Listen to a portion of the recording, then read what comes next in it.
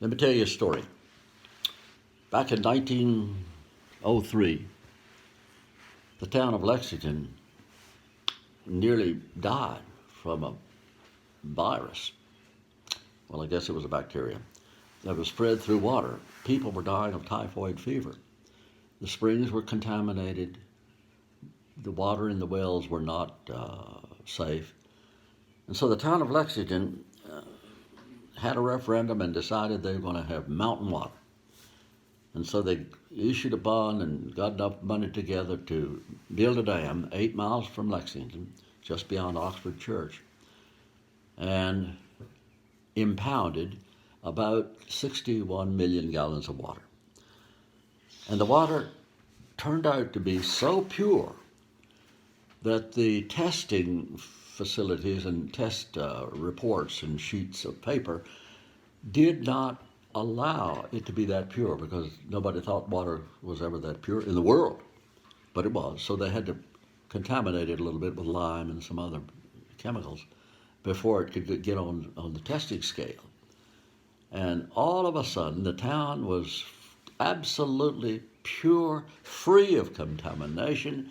The water flowed by gravity, the 8 miles, through a square wooden pipe, and emptied into the reservoir at Lexington, from whence it could flow by gravity, continue to flow by gravity into the Lexington homes. And everybody got happy and healthy and well.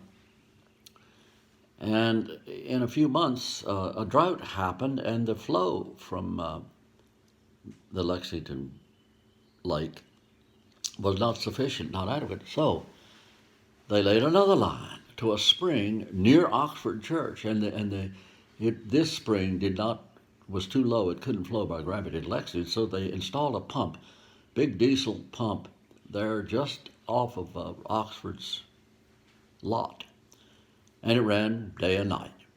And the owner, Bill Ayers, was paid $5 a day just for the privilege of allowing his water to be pumped. Made him rich.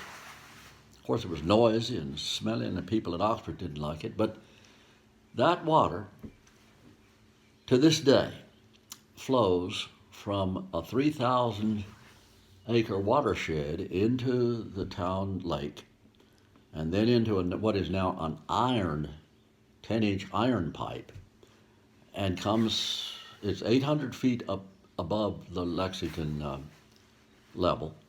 So it flows rapidly and under great force to Lexington. And anybody whose land it passed through was permitted to tap into it. And to this day, there are reservoirs and tanks between here and Adcock Knob that flow without ceasing. Tapped into that line, and it flows into the big water tank, and then overflows down over the mountain, and it's free if you happen to, and it is pure.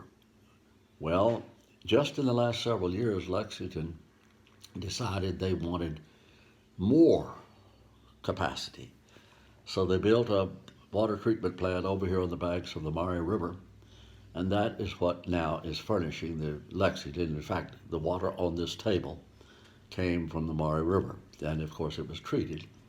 But what makes it a little skittish is that it is only 10 miles below the wastewater treatment plant of Goshen, Virginia, which means that we are drinking at this table treated sewage from Goshen, Virginia.